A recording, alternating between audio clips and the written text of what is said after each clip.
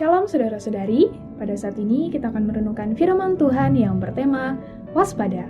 Lukas pasal yang ke-21 ayat yang ke-34 berbunyi demikian.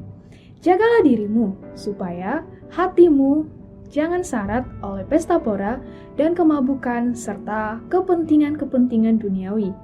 Dan supaya hari Tuhan jangan dengan tiba-tiba jatuh ke atas dirimu seperti suatu jerat. Saudara-saudari, banyak orang tua yang memperhatikan anak-anak mereka, khususnya ketika mereka berangkat bekerja atau pergi ke suatu tempat. Hati-hati ya, jaga diri baik-baik. Itulah pesan dan harapan orang tua kepada anak-anak mereka. Firman Tuhan hari ini berisi tentang peringatan Yesus kepada para muridnya, agar mereka berjaga-jaga terhadap kenyamanan dan pengejaran hawa nafsu. Jika mereka tidak berjaga-jaga, mereka tidak siap menghadapi masa-masa ujian yang sedang mendekat yang membuat mereka terkejut dan ngeri.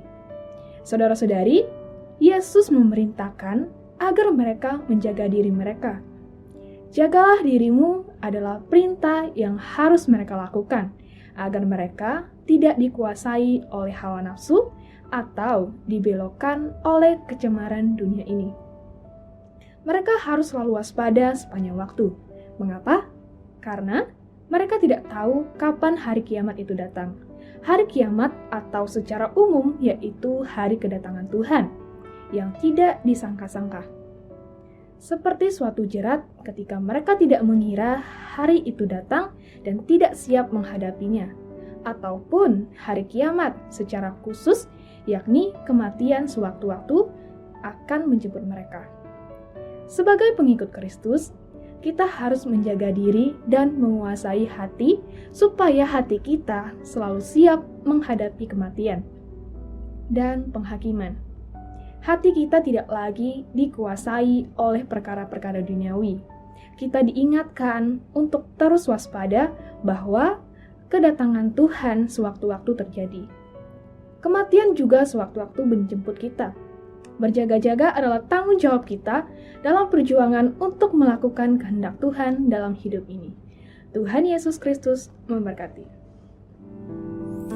Hanya ini Tuhan persembahanku, segenap hidupku, jiwa dan ragaku, sebab tak ku miliki harta kekayaan yang cukup berarti untuk ku persembahkan. Hanya ini Tuhan permohonanku, terimalah Tuhan persembahanku, pakailah hidupku sebagai alatmu seumur hidupku. Semoga Allah, sumber pengharapan, memenuhi kamu dengan segala sukacita dan damai sejahtera dan dalam iman kamu, supaya oleh kekuatan Roh Kudus kamu berlimpah-limpah dalam pengharapan. Karena Allah lah yang mengerjakan di dalam kamu baik kemauan maupun pekerjaan menurut kerelaannya. Damai sejahtera Allah yang melampaui segala akal akan memelihara hati dan pikiranmu dalam Kristus Yesus. Amin.